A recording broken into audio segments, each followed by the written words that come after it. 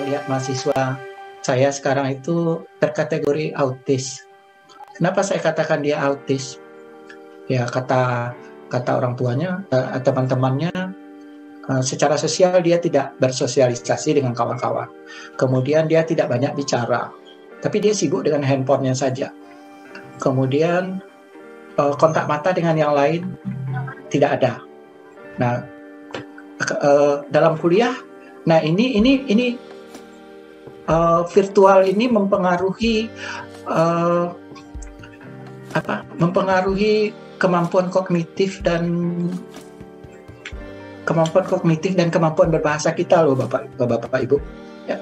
Jadi ini efek negatif dari kuliah online. Sementara kuliah tatap muka itu mempengaruhi kemampuan kognitif dan kemampuan berbahasa lawan tutur kita. Ya. Jadi ketika kita kuliah online, itu anak-anak autis itu langsung saya berikan terapis. Bahkan saya lebih perhatikan dia supaya dia tidak sepanjang hidupnya seperti itu. Kenapa saya sebut autis? Dia datang ke kampus, dia bawa handphone, kemudian ketika kuliah dia rekam, dosen. Tapi dia melihat saya itu kosong saja, seperti melihat orang lain, seperti melihat sesuatu yang aneh gitu. Lalu saya tanya, ada apa dengan saya? Kenapa kamu tidak bersahabat? Mata kamu itu bukan mata mata bersahabat terhadap dosen. Tidak Pak, saya memang sudah seperti itu Pak. Nah kamu sakit ini. Kalau dalam ilmu neurolinguistik, kamu ini autis, ya, kamu sibuk dengan diri kamu. Nah lalu itulah yang kita upayakan, bahwa kuliah psikolinguistik, kuliah neurolinguistik itu dapat, ya, diharapkan dapat merubah kepribadian pembelajar. Nah, itu harus dilakukan oleh seorang dosen. Ya, tidak saja dalam mata kuliah psikolinguistik, tapi juga dalam mata kuliah lain. Jadi perhatian. Nah, ini salah satu contoh efek dari kuliah online yang sudah kita lakukan. Komunikasi kita dengan mahasiswa tidak langsung, ya, tidak dapat memberikan perhatian yang lebih. Kadang-kadang kita bicara, dia bicara juga di layar, entah apa yang dipikirkannya. Kadang dia senyum-senyum, ya, lalu perhatikan lagi. Nah, itu pun terjadi sesaat. Jadi mudah-mudahan cepatlah berakhir pandemi ini ya Bu Dwi ya, supaya Insya Allah segera berakhir.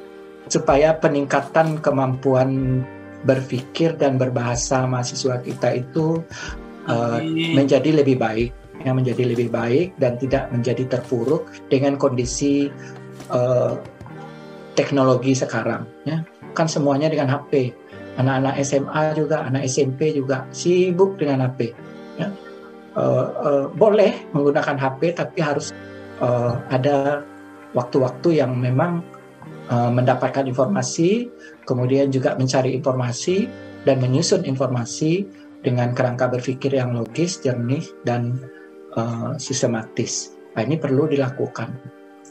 Nah, dulu sebelum pandemi sudah kita lakukan penelitian-penelitian terkait dengan teknologi ini.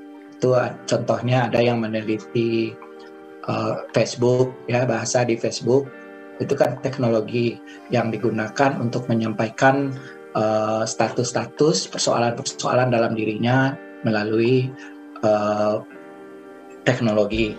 Nah, ini juga sudah dilakukan oleh mahasiswa kami, baik S2 maupun S1, tetapi memang di sini masih perlu perhatian yang lebih terhadap bentuk-bentuk verbal atau juga bentuk-bentuk non-verbal sulit untuk diamati karena bahasa tersebut bahasa tulis. Ya, dalam teknologi kan bahasa tulis yang diteliti, tapi perlu dilakukan penelitian lebih lanjut bagaimana psikologis, ya, ketika dia mengucapkan bunyi itu. Ya, kadang kita salah paham, kadang dosen yang salah paham dengan SMS dari mahasiswa.